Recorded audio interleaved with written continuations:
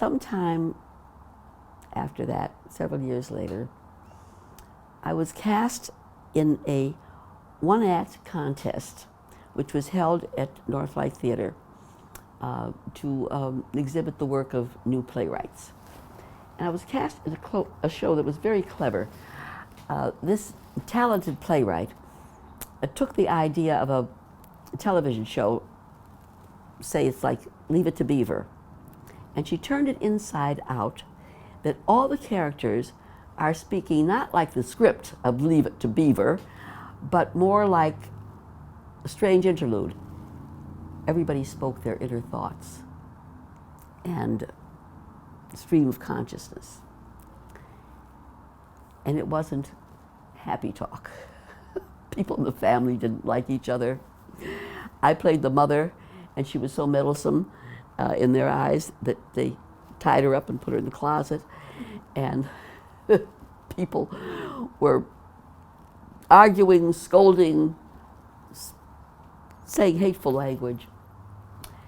And but it was clever and it was fun, except the F word was used frequently. And at one point in the script, the mother had to say it. The director was Robert Falls. This was one of his first jobs in Chicago. He is now an internationally famous director. But he told me later that he could see me rev up before the line came to steel myself to say the word. Well, I brought my mother to see the show. And afterwards, driving her home, she said, "I don't know why these young people have to say such terrible language. I don't know why they have to do it." And I said, "Well, Mother, it's not just the young people. You know, I had to say it too." "Oh, no, Rosie," she said, "you didn't say it." Which is another point I learned. You don't see and you don't hear what you don't want to see or hear. I didn't argue with her. I thought, fine, let her believe that her Rosie couldn't say such a word. But that was a very fortuitous job for me. You see, even things that you think will not be seen or don't pay much are worthy to take, because Robert Falls then called me for an audition when he was working as a founding member of the old Wisdom Bridge Company. Wisdom Bridge was on Howard Street on the second floor of a high walk-up where there had been a restaurant called the Limehouse. And I remembered when I was at Northwestern, it was a nice date to go to the Limehouse. And here it was now, Wisdom Bridge Theater, started by two friends from the University of Illinois. The show that Robert Falls was going to do, and this was not the first show, this was after they were established for a couple of years, was Wings, which had been a success in New York with, somebody remembers the old movie star Constance Cummings? He told me later that he was told, "Don't do that in Chicago. You'll never find an actress who could do that." Well, he said there are plenty of fine actresses in Chicago, and he auditioned many of them, and he chose me to do the role. It was a very unusual play. The woman had been an aviatrix in her youth and suffered a stroke. She was not able to speak, and everything that she heard came to her garbled, as if there was, what do you call it when the electricity doesn't, a short circuit. So she felt very afraid in the hospital. She thought she was captured in a foreign country, and she couldn't make herself known. And her inner thoughts were the script of the play. And then you saw some of her therapy sessions. It was tough. It was almost a one-woman show because the other actors were behind a scrim as she saw them in the hospital, floating images, shouting questions at her, asking for her to do things that you could understand. So the show was mainly her stream of consciousness. Well, it was a challenge, but very exciting. And the show was a great success. We only did 4 performances a week in a theater that was less than 150 seats.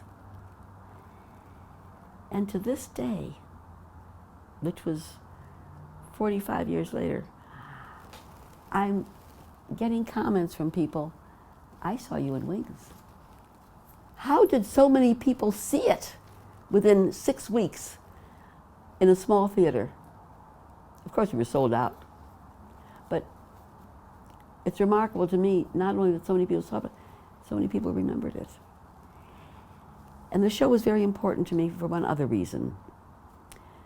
Ministers, rabbis, doctors who were in the audience often came to me afterwards and said, I've learned a lot. We were never trained to know that people who seemed unconscious or not lucid could understand us. One rabbi told me that when he went to the hospital to deliver to get the final confession now, he speaks to the patient to let them know he's in the room. And he chats with them for a moment, even if they don't respond, because in the play it proved that she could finally hear, but she couldn't respond. That was very gratifying. That was a year when there were many fine performances.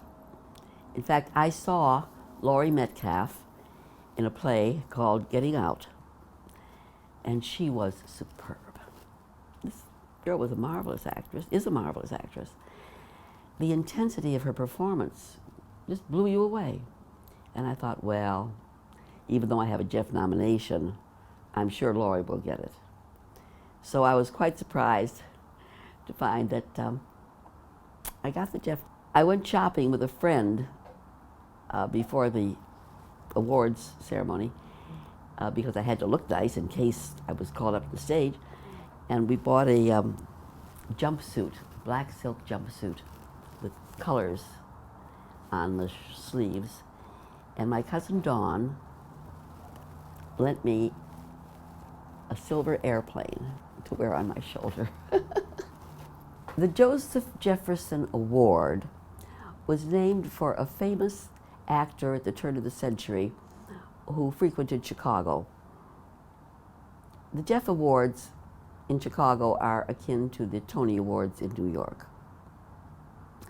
That night, I was ecstatic because I had won the Geoff Award for Best Actress in Chicago for that year. Well, I thought, from now on, I'll never have to take auditions. People will call me to be in the shows. It doesn't work that way. And I found out it doesn't work that way in Hollywood either. You can win an Academy Award and still not get a job. So I went on with my rounds of auditions. In the meantime, I was doing voiceovers and I was doing camera work. And we began to do more films in Chicago, feature films and episodes from television serials. And I was lucky enough to get cast, but never had any filming experience for feature films. Things are done quite differently in a Hollywood film than they are for a television commercial.